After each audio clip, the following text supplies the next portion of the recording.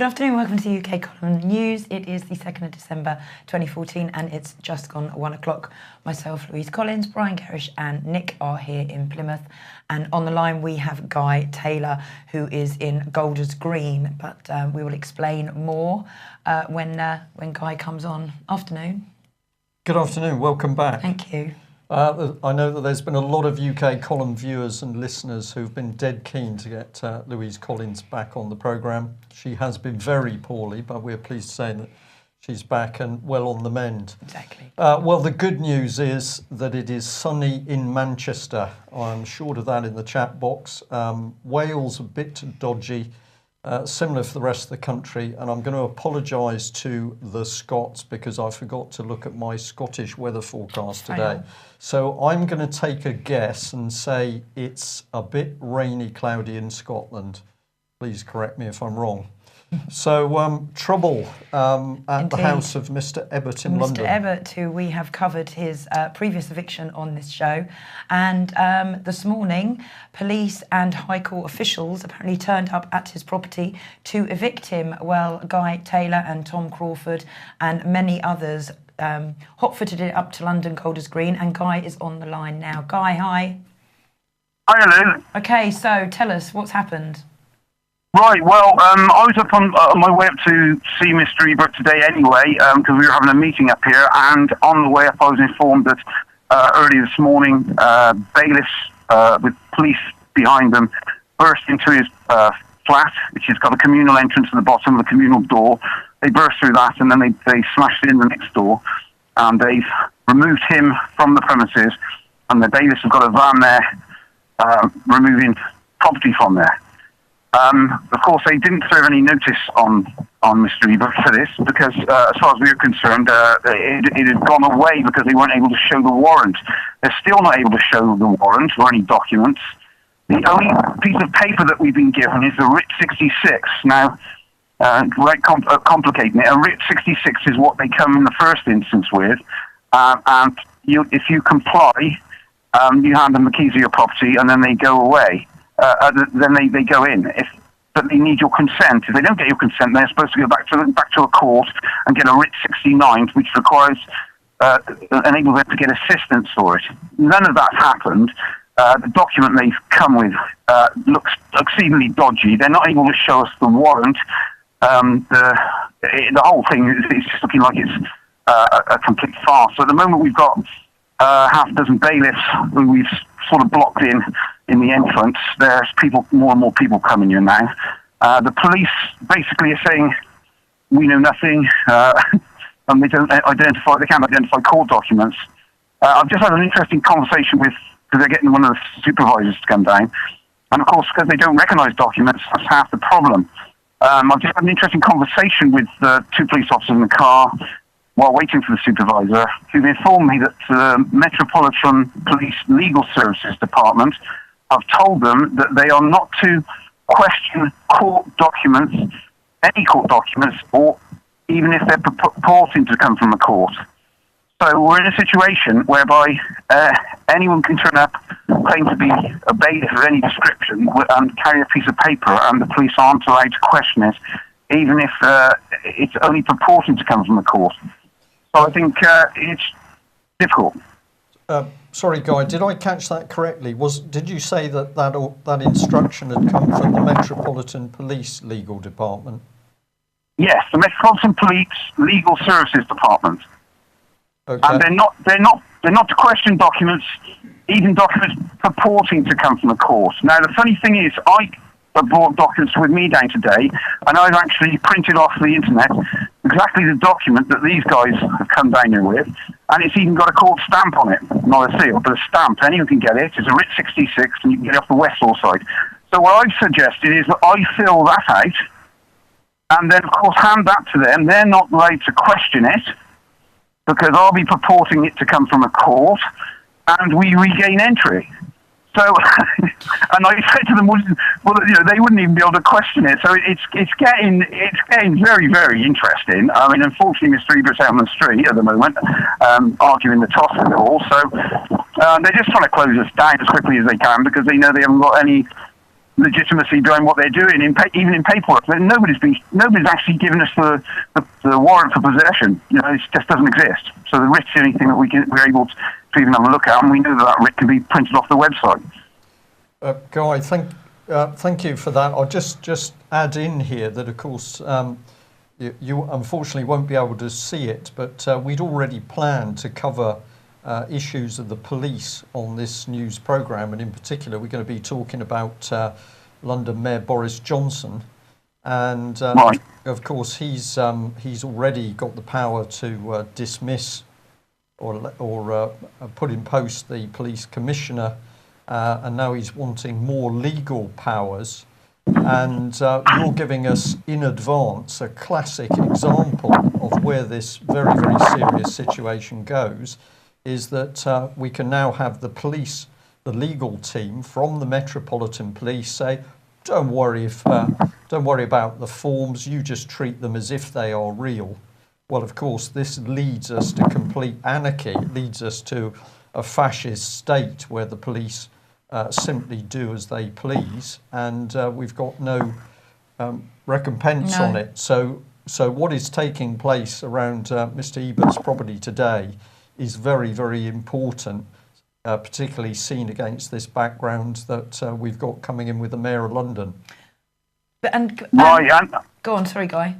Yeah, and I'm in court tomorrow because, of course, the CPS haven't complied with the order to do with Bodmin Manor. So I'll get back to Hereford for that tomorrow. And again, that's involving fraudulent court documents, which I've managed to get before the criminal court. And, of course, we'll see if any of them will support that in that action tomorrow. So I'll keep you in touch with that. But I mean, I'll be here until this matter is resolved one way or another anyway. How many people would you say have turned up? Because can we put a slide up, Brian, just so people can see if anyone can get along to support Guy?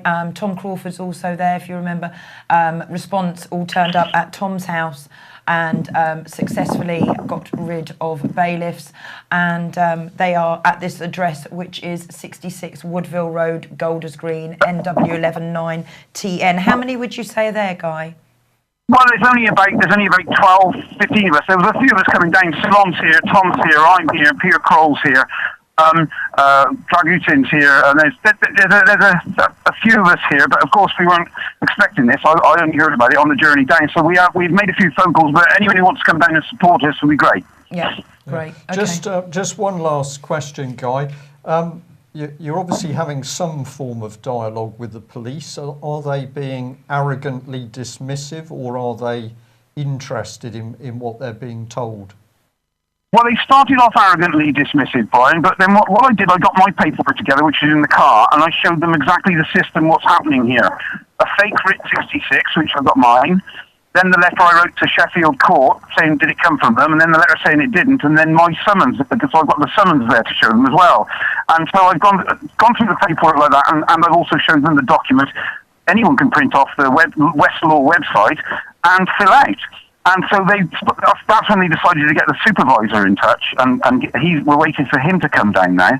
And so they are sort of basically understanding it. The trouble is they don't know what court documents are.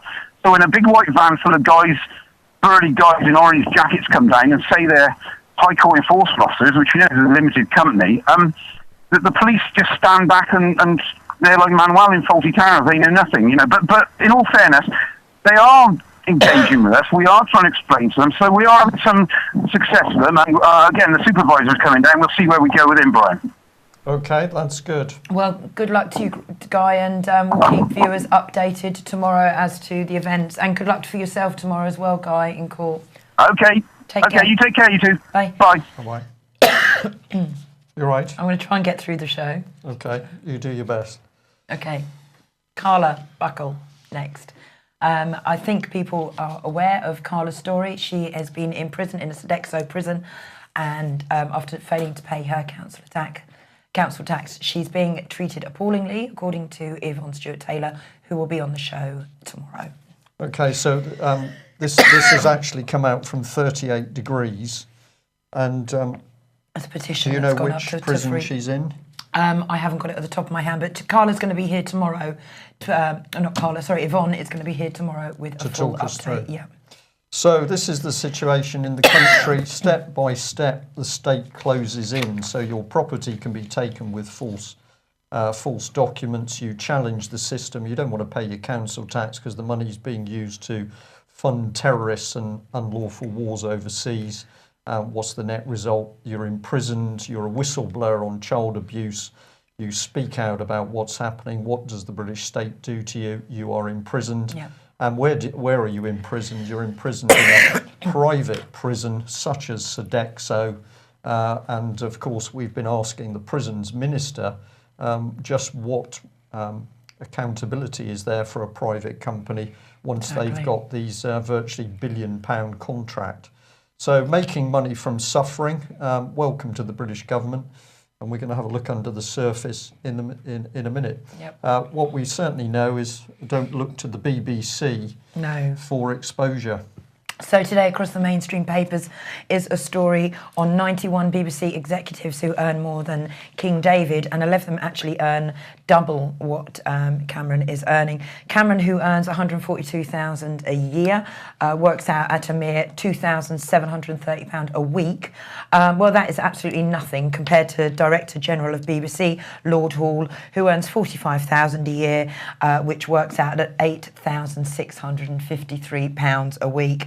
A spokesperson for the BBC said the BBC had made significant savings on pay and expenses and property, and overall have saved approximately 150 million. Well, I'm just going to, here's the pictures we have up here. There you see at the top left is Lord Hall on his 450,000. It must be pretty difficult to spend that. I mean, you know, that you'd wake up in the morning worried, wouldn't you? Yeah, you would. What am I going to do? Exactly, what am I going to do today? And then under Lord Hall, we have Charlotte Moore. She is on 240,000, and head of radio Helen Bowden has a package worth £352,000 a year. Wasn't Helen Bowden the one who was photographed cuddling Jimmy Savile? I think I'm right in saying that. I'm not sure about that, but all of these executives, big money, but huge none money. of them knew what Mr. Savile was doing. The two pictures, the picture there you can see is of Graham Norton and Gary Lineker, and they are roughly earning 2.5 million for Graham Norton, and Gary Lineker about £1.5 million for presenting for the BBC. Sports for the BBC. So all those people out there who are paying their licence fees, just take a look and see the salaries that you are supporting. Yeah. Sad, isn't it? Pretty good way of getting it across. Well, let's hop back to the police, because it was reported in a number of papers over the last couple of days that Cressida Dick is leaving the Met Police, and she is going to hop straight across into a job at the Foreign Office. It's a secret post, though, isn't it? I think I might. Well, she seems to have been given a very high-profile desk post, but they're not naming it at the moment. Okay. So, in as much as nobody will say what she's doing, it is secret. But just amazing. 1 minute you are there, hugely criticised for your failings in the police. And then you are going to hop straight across to a senior job in the Foreign Office. So Lynn Homer all over again. It is Lynn Homer. And of course, this is the connection because, of course, Cressida Dick is a common purpose guru. She has been thoroughly reframed by the British political charity Common Purpose. And of course, Common Purpose builds up a network of these future leaders who are encouraged to lead outside their authority. And they have their meetings behind closed doors under the so-called Chatham House rules. So we just like to say, who did she actually meet while she was a senior police officer under the Chatham House rules? Who were the people in her common purpose networks? And which came first, her allegiance to the political charity Common Purpose or the police? Could it be that her common purpose work has now got obviously a lucrative role in the Foreign Office, because of course the Foreign Office is itself helping to promote common purpose through the British Council, not least. People are just saying in the chat room, look at the eyes again. Nothing. Well, nothing there. It's an interesting comment, that, because out of all the photographs I've seen of this lady, doesn't matter what the media is, you can never actually see her as a person by looking into her eyes. She's always very vacant, looking down at the ground. And I'm told by police officers that have been in close professional contact with her that she's a very strange person to work for. Her whole demeanour is very strange. Presumably she's been so NLP'd by Common Purpose that she doesn't actually know who she really is. Maybe that's unkind, I don't know. Well, on the subject of people who are unkind, over to you. Okay, so this is your first day back I know. already. Well, I just got bombarded with this morning. I woke up and I had about 7 or 8 different people sending me this image, and I can't think why. But it seems that this picture has caused a bit of a storm on Twitter and on the mainstream media, but not for the positive. The public have slammed this anti-festive Christmas card. Twitterers are slamming Tony's unironed shirt and his aggressive grimace. And I loved this comment. One comment came out as, the strange thing about this card is how Tony's teeth seem to follow you around the room. There you go, Cherie's gone for like a softer look, whereas I don't know. I don't know. What's he biting on? I don't know. Well, it's nothing to do with just the fear, season's greeting, is it? This is Tony Blair promoting himself. He obviously thinks he looks pretty macho here. He's got the lady draped on his manly chest. I wouldn't call it a lady, would you? Really? He sees himself. Yeah, this is true. Yeah? Yeah, I wonder... It's probably a Magic Circle Christmas card, I think, is what it is. Yeah, we just thought we'd share that with everyone. Anyway. Let's move on. Well, let's move on to this gentleman, and we couldn't resist this from Guido Fawkes' website. He's saying that after we had Tory MP Richard Graham refused a visa by the Chinese government, they didn't want him messing around in China, and his trip was called off. Peter Mandelson was apparently gloating. He was leading the delegation, and he said, "No such problems for me. I travel on a perpetual new Labour passport that opens doors all over the world." And I'm sure this is true. Another Magic Circle man. Who is he? What role has he really got to represent UK? But he can move in. Probably he's doing a little bit of work for the Rothschild Bank in China. But we just like to say, isn't it interesting that we got Mandy there trying to be macho with some sort of automatic weapon. And I thought we'd just remind ourselves it doesn't matter whether they're Labour or Tory. Here's Tory MP Gary Streeter playing with, I think it's a minigun, and they're all there ready to go for the wars as long as they don't actually get shot out on the battlefield themselves. Yeah. So there we are. Well, back at home and more serious things in line with events around the repossession of Mr. Ebbert's house. So let's bring in this man. And of course, a lot of people still look at Boris Johnson and say, well, he's a complete buffoon.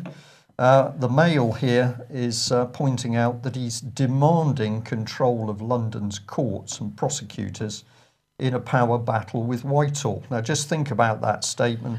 Here is this guy, Tory Boris Johnson. He is demanding the power over courts and prosecutors. Frightening. Within his power base in London. And it points out that he already oversees the Metropolitan Police in the capital. So presumably he oversees the legal department that's saying to those police, don't bother checking the paperwork. But now he wants the courts and the prosecuting services to also be controlled by him. And what's interesting is the Mail points out here it will create a New York-style justice system from offence to sentence. Now, isn't this funny? After we had the American policeman, Bradley, was it? Don't think that's right. Perhaps somebody in the chat box can remind me. But he came over some time ago, and now we've got a mirroring of the New York system. Yeah, I can't think of his name now. It'll come to me in a minute. But we're going to say this isn't a buffoon. This man is not a buffoon. We're going to say he's one of the most dangerous political men in Britain at the moment. So let's have a think about him. I should have explained the photograph there was a visit of him going to Malaysia, I think it was, where he was visiting a kitchen. If you see him in his T-shirt, you'll understand why he needed more food.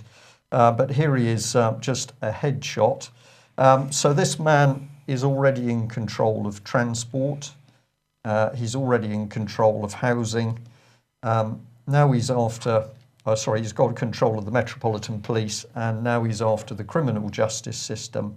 And let's have a look at what his number 2 said. This is Stephen Greenhalgh, and he's the deputy mayor, and he told The Guardian, the criminal justice system should be held to account as the Met is in London. Otherwise, these are unaccountable agencies not answering to the people of London. Now, that's got to be the biggest political lie ever told, that if the legal system is put in the hands of these men, it represents them being answerable to the people of London. Yeah. This is a private army, a private state being built.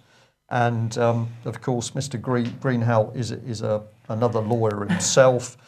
He was head of one of the more successful local authorities.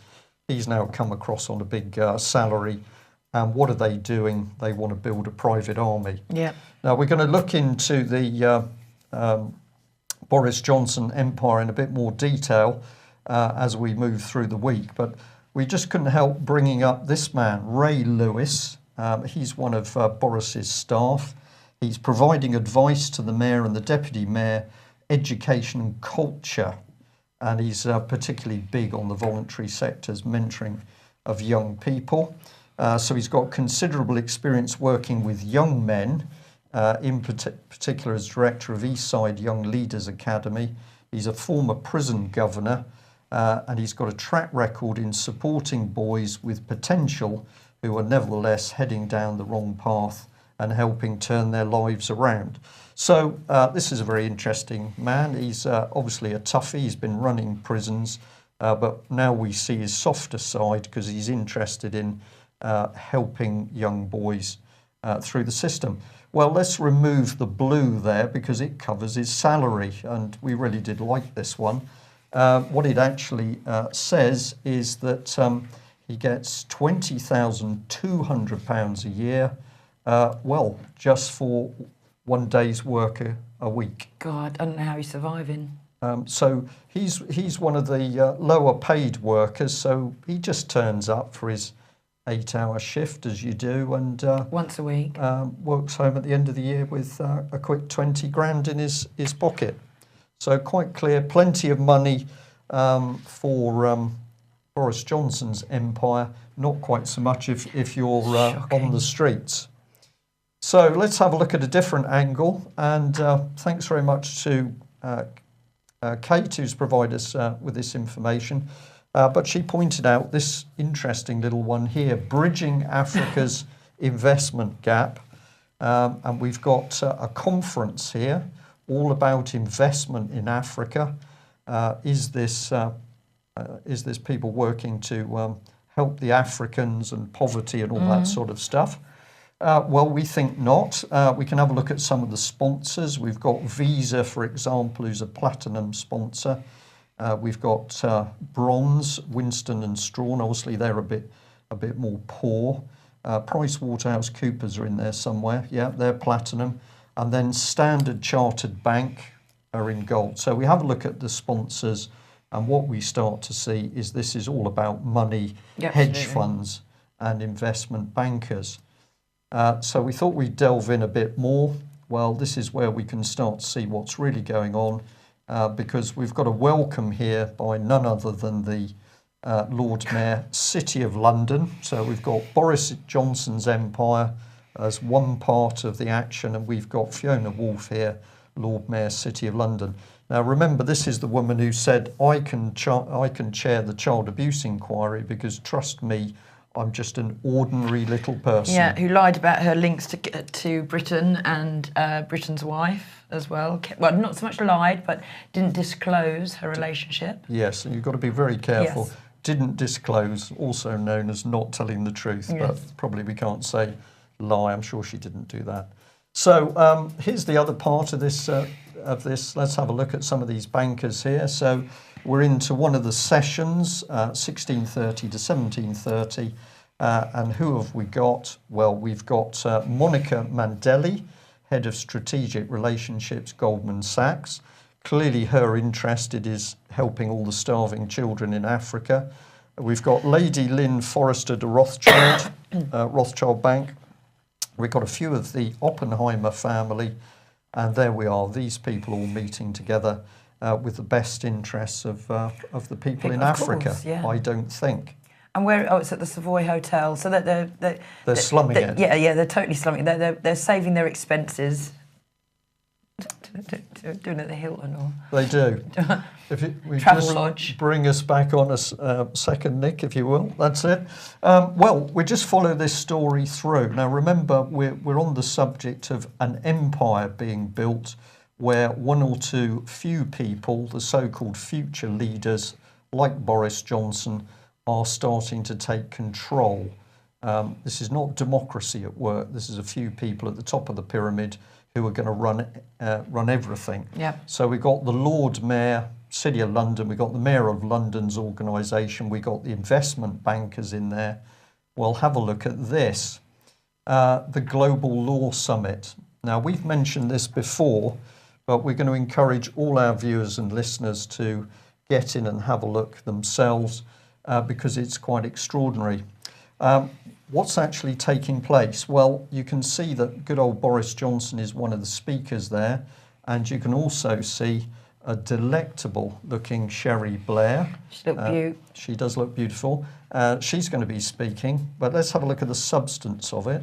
Should come up. Here we are. So, to mark 800 years since Magna Carta, I'm pleased that London will welcome global leaders in both business and the law to discuss the issues that are shaping the agenda legally, commercially and socially over the next generation. I'm delighted to support the Global Law Summit. It is yet more evidence that Britain continues to lead the way in promoting free enterprise, economic growth and the rule of law around the world.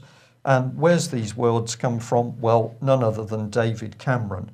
So we're going to have a look at who's meeting here. But this man standing up and saying, well done us, because we are moulding together big business and the law, and we are going to be creating the law around the world. Pretty scary stuff, It is isn't pretty scary stuff, but I noticed on this it says registration. Can people not register up to maybe attend the law summit? I've forgotten the cost, but I think, you need a few £100s to go. You're not going to get in the door for £45. Okay, so maybe we should get a little campaign started to get people in there then. Well, to get tickets, maybe yourself. I think there's better people than me to go. I'm not sure I could stand being in the room, but I'd take. Yeah, but your point. maybe we should. People need to get in there, have a little spy pen in their top pocket, and see what they're talking about. Yeah, definitely. Well, a lot of it we can get straight off their own material. This is a little report on this summit here from PR Newswire.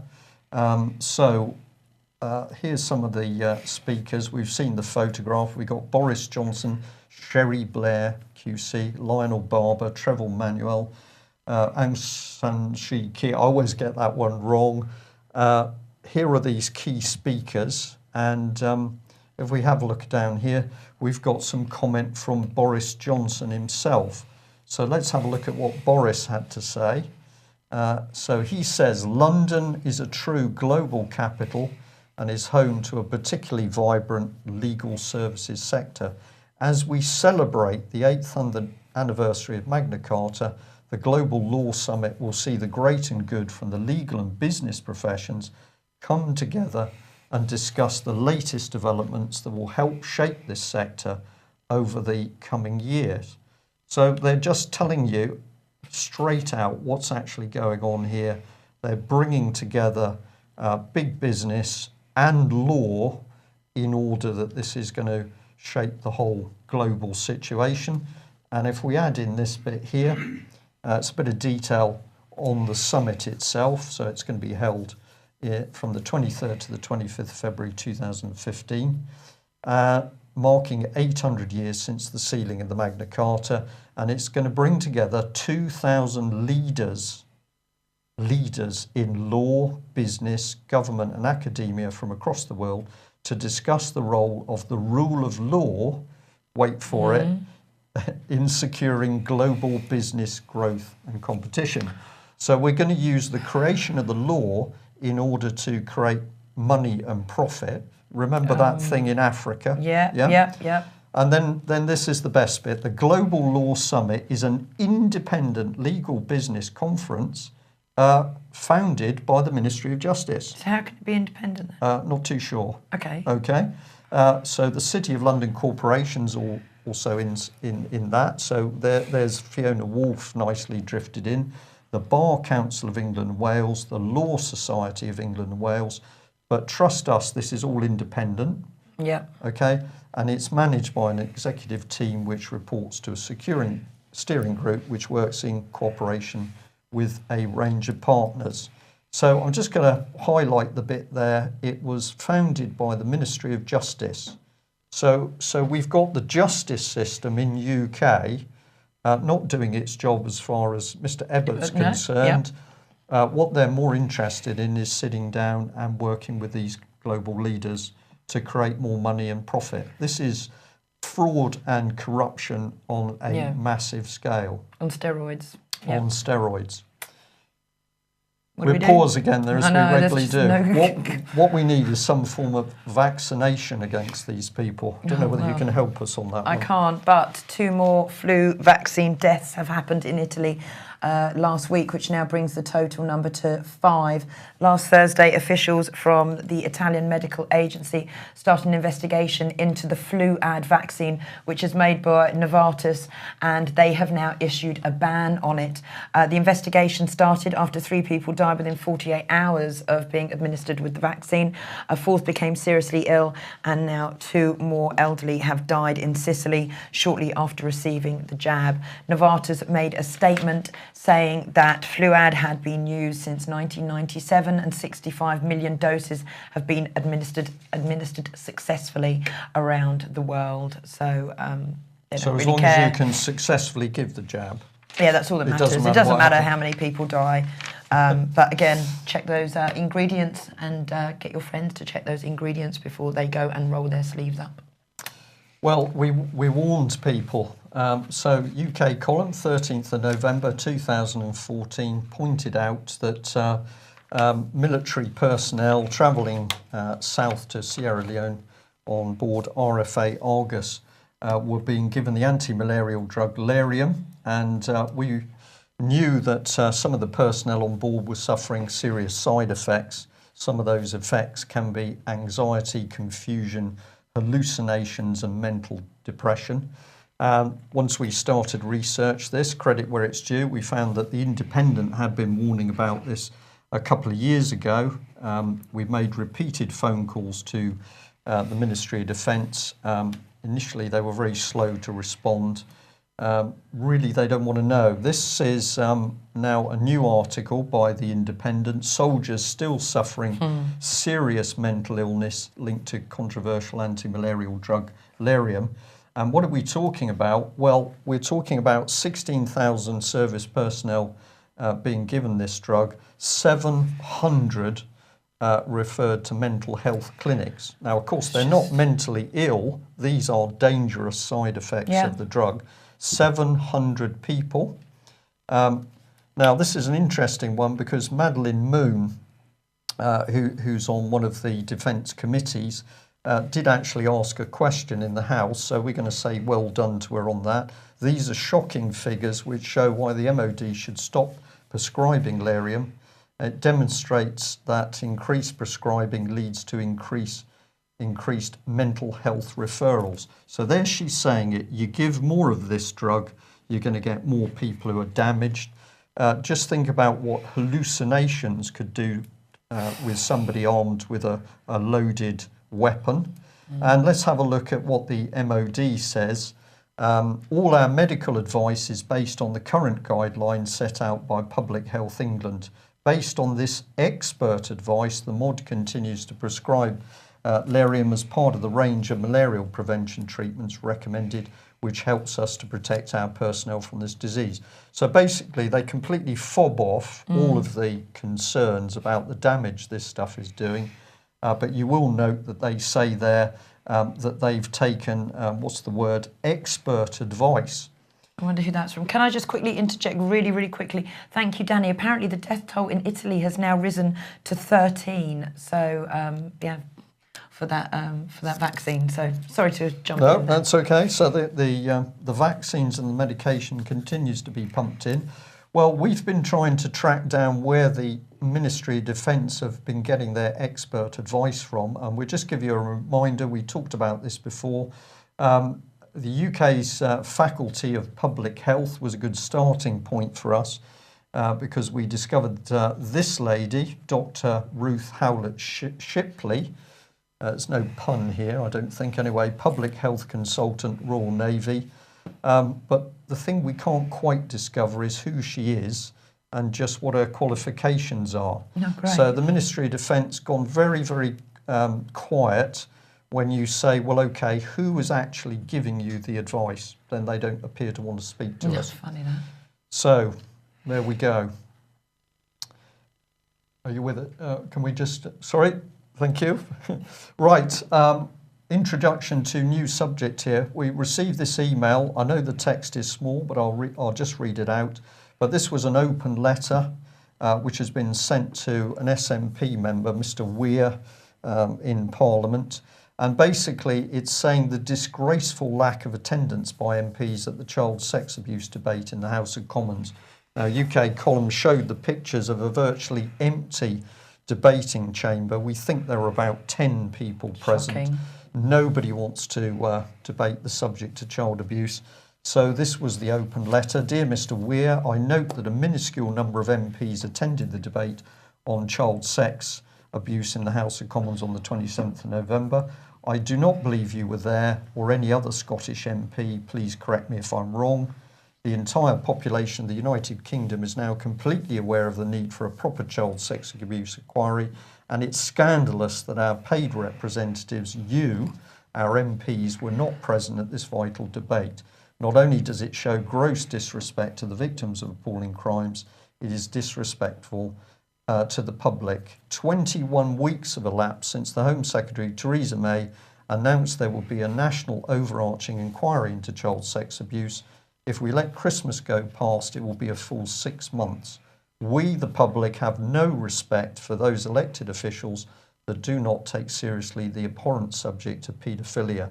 Well, what an email. This says it all, doesn't it? Somebody here standing up and telling the MPs what the situation is. And of course, with these sorts of open letters, we can absolutely see what's going on. It can only be one thing, a massive cover-up. Absolutely. Okay, so on Sunday, the Sunday People newspaper and Exaro revealed that a lad of then 16 who was working at the kitchens of Buckingham Palace was groomed and abused by a VIP paedophile ring. The boy was also taken to Balmoral, where he continued to be abused.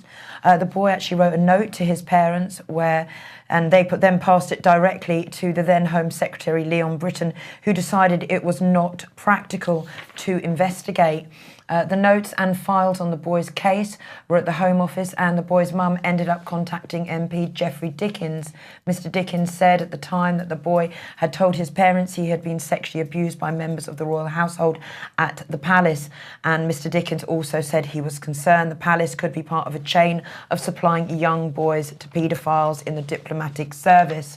Well, the 16-year-old went to work at the palace during the 1970s, and apparently family and friends then started to notice he was acting very strangely. A family friend told Exaro things were okay when he first joined the palace staff. After a few months, things started to turn a little strange. After what the source described as an incident at Balmoral, the royal family's Scottish home, the boy's parents were told by a close friend who also worked at the palace that their son was being sexually abused there. The source added they got wind of this after an incident at Balmoral when he screamed during the night. Apparently this concerned friend who worked for the royals as well at the time immediately alerted the boy's parents, and he told them this is something they should have nothing to do with. Reports from the time reveal further details of the boy's ordeal. Apparently the boy wrote, "What Buckingham Palace did for me was exploitation of the highest order. The boy's mother said at the time her son was happy and normal, but then apparently he changed and refused to talk or discuss it with anyone. And according to Home Office files, the desperate parents wrote to Geoffrey Dickens for help. The MP did raise the mother's concerns with the Home Secretary in '83, but Dickens received a reply saying Leon Brittan felt it would not be practical to carry out a detailed investigation. Apparently he wrote, I need to hardly assure you that the royal household is extremely concerned at these unsustainable allegations and is of course their policy to take every step to avoid an occurrence of such as being alleged. And we encourage people to go to the Mirror to have a look at that and read that Absolutely. article. It's a particularly good one. But so it goes on. Okay, so a doctor who was Dr. Miles Bradbury was jailed yesterday for abusing a young patient. He specialised in blood cancer. He's 41. He's from Herringswell in Suffolk, and he ended up admitting abusing 18 children in his care at Adamsbrook Hospital in Cambridge between 2009 and 2013. He also admitted 25 offences, including sexual assault, voyeurism, and possessing more than 16,000 indecent images of children.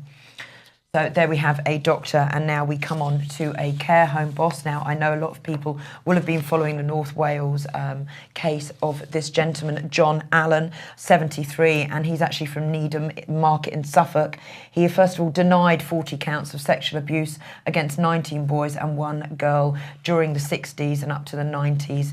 He was sentenced after being convicted of 33 charges last week. The judge has ordered him, he must spend a minimum of 11 years in jail. But I would like just to say the National Crime Agency spokesman has denied a report in the Sunday Times saying that Allen was being investigated in connection with supplying boys for the sex parties at Dolphin Square. So according to the National Crime Agency, they are not investigating that.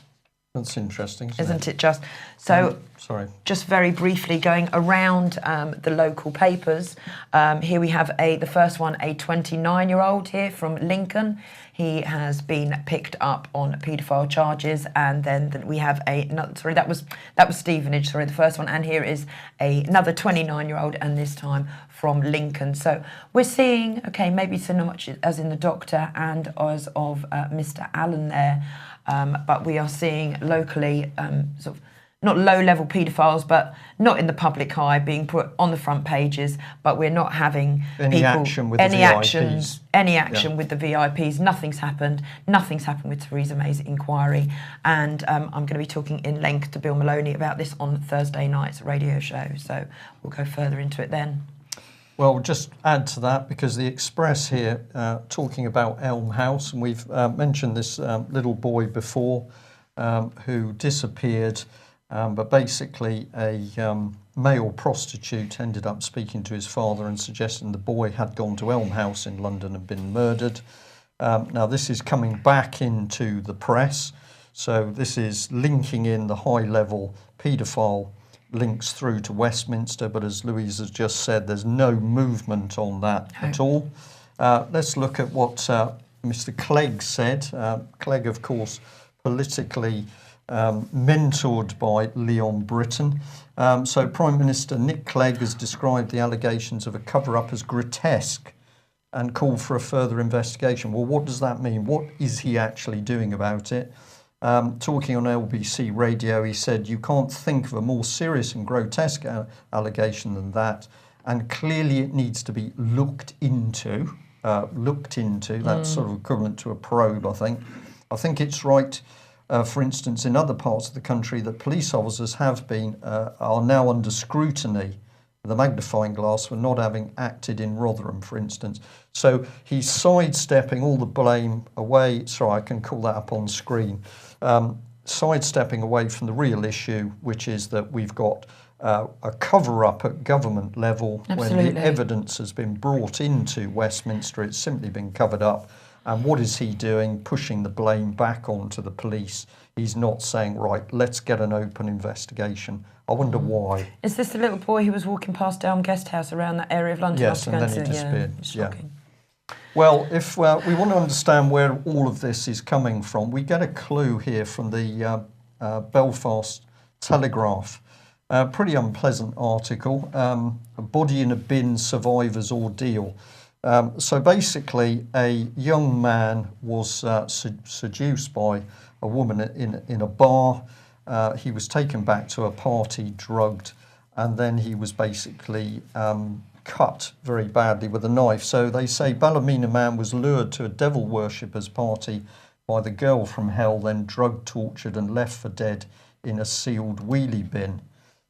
So he had satanic style symbols carved into his head and body after he was innocently lured to what they're saying is a devil worshippers drugs party.